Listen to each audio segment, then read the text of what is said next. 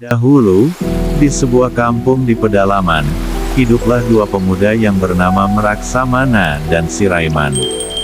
Sehari-hari mereka mencari kayu, berburu, dan mencari ikan di rawa maupun di sungai. Mereka, dan juga penduduk kampung lainnya melakoni pekerjaan tersebut karena memang daerah di sekitar mereka memiliki kekayaan sumber daya alam yang melimpah. Suatu malam, Meraksamana terlihat sedang berbaring-berbaring di lantai rumahnya yang beralaskan daun-daun kering. Badannya terasa lelah setelah seharian bekerja. Pemuda itu tidak kuat lagi menahan rasa kantuk hingga akhirnya terlelap. Selang beberapa saat kemudian, Meraksamana tiba-tiba terbangun dan mengusap matanya. "Oh, aku baru saja bermimpi melihat puluhan bidadari sedang mandi di telaga," gumamnya. Meraksamana merasa mimpi itu seperti nyata. Karena penasaran, malam itu juga ia segera menuju ke telaga yang terletak tidak jauh dari rumahnya. Di bawah temaram cahaya bulan, ia berjalan menyusuri jalan setapak menuju telaga. Alangkah terkejutnya ia saat tiba di tempat itu. Ia melihat 10 bidadari dari kahyangan sedang mandi sambil bersenda gurau di tengah-tengah telaga. Ia pun segera bersembunyi di balik sebuah pohon besar dan mengawasi gerak-gerik para bidadari tersebut dari balik pohon. "Ternyata, mimpiku benar-benar menjadi kenyataan," kata Meraksamana. "Bidadari-bidadari itu sungguh cantik dan mempesona." Meraksamana PP. "Hai, anak muda, sedang apa kamu di sini?"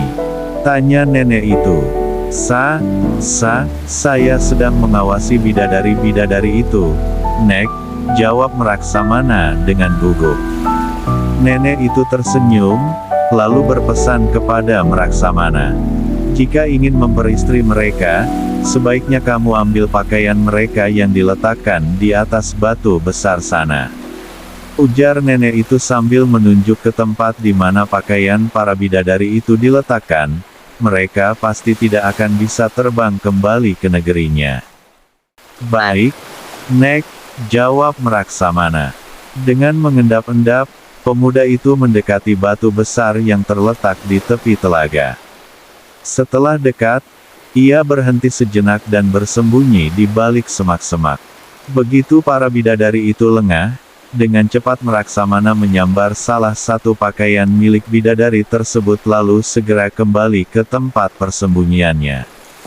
Ketika ia sampai di balik pohon besar itu, si nenek sudah tidak ada. Meraksamana pun kemudian kembali mengawasi para bidadari tersebut.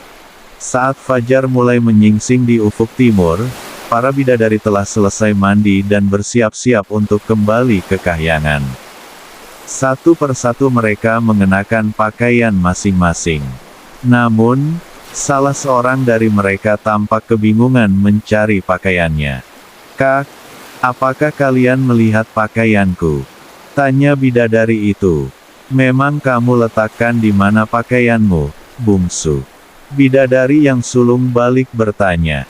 "Tadi aku meletakkannya di dekat pakaian kalian," jawab bidadari bungsu. Rupanya, bidadari yang kehilangan pakaian itu adalah si bungsu.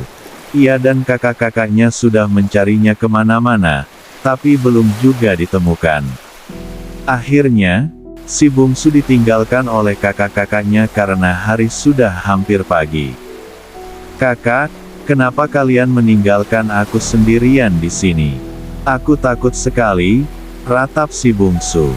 Melihat bidadari bungsu itu bersedih, Meraksamana segera menghampiri dan menghiburnya. "Hai, gadis cantik, kamu siapa dan kenapa menangis?" tanya Meraksamana pura-pura tidak tahu. "Aku bidadari bungsu dari kahyangan. Aku tidak dapat pulang bersama kakak-kakakku karena pakaianku hilang entah kemana," jawab si bungsu. Meraksamana tidak mau menyia-nyiakan kesempatan. Ia pun mengajak bidadari bungsu pulang ke rumahnya. Sejak itu, bidadari bungsu tinggal bersama dengan Meraksamana. Okselang beberapa waktu kemudian, pemuda itu mengajaknya menikah. Si bungsu pun tidak bisa menolak ajakan itu. Selain karena ia tidak bisa lagi kembali ke negerinya, hidupnya bergantung pada Meraksamana yang telah menolongnya. Akhirnya, mereka menikah dan hidup bahagia. Meraksamana pun semakin giat bekerja. Suatu hari, Meraksamana terlihat sedang memperbaiki umpan dan kail bersama si Raiman. Rupanya, mereka hendak pergi memancing ke sungai. Seperti biasanya, sebelum pergi, ia selalu berpesan kepada istrinya. "Dinda, jagalah dirimu baik-baik di rumah," pesan Meraksamana. "Baik, Kanda." Kanda pun sebaiknya berhati-hati di sungai.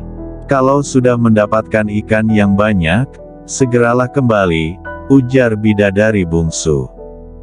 "Baik, Dinda," jawab Meraksamana. Setelah berpamitan, Meraksamana ditemani si Raiman pun berangkat ke sungai. Hari itu, mereka sangat beruntung karena ikan-ikan di sungai sedang doyan makan. Setiap kali mereka melemparkan umpan, ikan-ikan langsung menyambar. Tidak sampai setengah hari, mereka telah mendapatkan hasil tangkapan yang cukup banyak. Mereka pun memutuskan untuk pulang.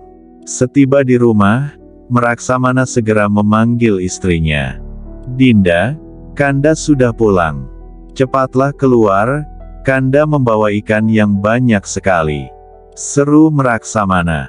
Beberapa kali Meraksamana memanggil istrinya, namun tak ada jawaban. Ia pun mulai khawatir. "Si Raiman, kenapa istriku tidak keluar-keluar juga?" tanyanya kepada si Raiman dengan cemas, padahal biasanya, sekali saja aku memanggilnya dia sudah datang menyambutku. "Barangkali istri kakak sedang tidur," jawab si Raiman dengan santai. "Tidak mungkin. Ia tidak pernah tidur sebelum aku pulang," sanggah Meraksamana. Meraksamana pun semakin cemas. Ia segera masuk ke dalam rumah.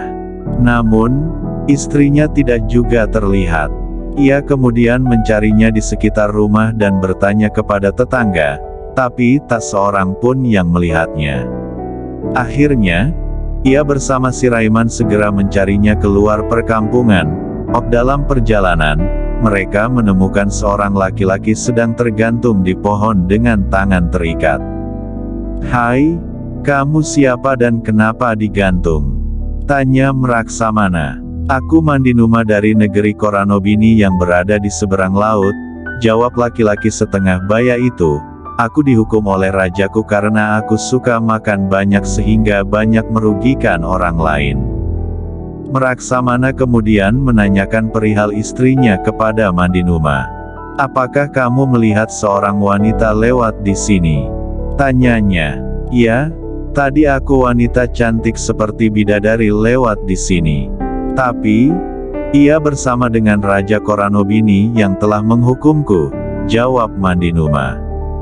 "Hai, kenapa istriku bisa bersama dia?" tanya Meraksamana bingung.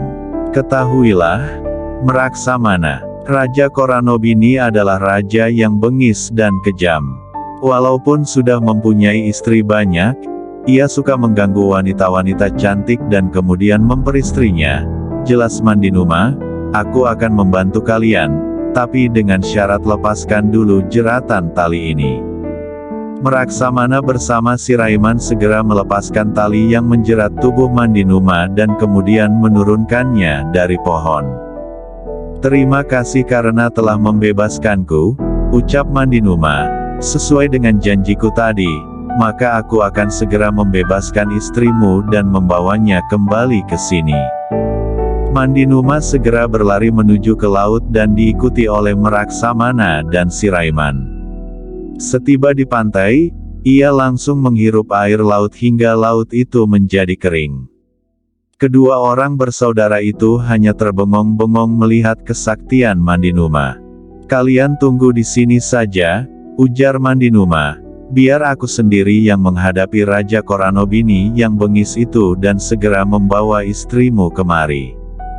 Mandinuma yang sakti itu dengan cepat berlari menuju istana Koranobini melewati jalan yang sudah menjadi daratan. Setiba di istana, ia mendapati Raja Koranobini sedang tertidur pulas. Tanpa sepengetahuan para penjaga, ia segera mencari keberadaan bidadari bungsu. Tak berapa lama kemudian, ia pun menemukannya sedang menangis di dalam sebuah kamar. "Jangan takut putri, aku Mandinuma, sahabat suamimu.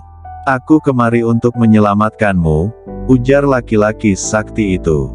"Sekarang suamiku ada di mana?" tanya bidadari bungsu. "Suamimu sedang menunggumu di seberang lautan sana. Ayo, cepat kita tinggalkan tempat ini," ujar Mandinuma seraya menarik tangan istri Meraksamana itu. Setelah melihat keadaan sudah aman, keduanya pun segera pergi meninggalkan istana tanpa sepengetahuan Raja Koranobini. Alhasil, mereka berhasil sampai di seberang lautan. Meraksamana dan Siraiman pun menyambut kedatangan mereka dengan gembira. Mandinuma segera memuntahkan semua air laut yang telah dihirupnya sehingga jalan yang dilaluinya tadi kembali menjadi lautan yang luas. Meraksamana tidak henti-hentinya mengucapkan terima kasih kepada Mandinuma yang telah menyelamatkan wanita yang amat dicintainya itu. Ia pun amat bahagia karena dapat bertemu kembali dengan istrinya dan hidup seperti biasanya. Namun sayang, kebahagiaan itu tidak berlangsung lama.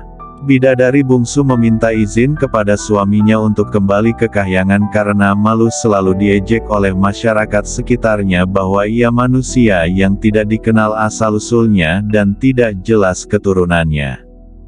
Walaupun berat hati, Meraksamana terpaksa mengizinkannya. Ia tidak ingin melihat istrinya terus menderita karena setiap hari dihina.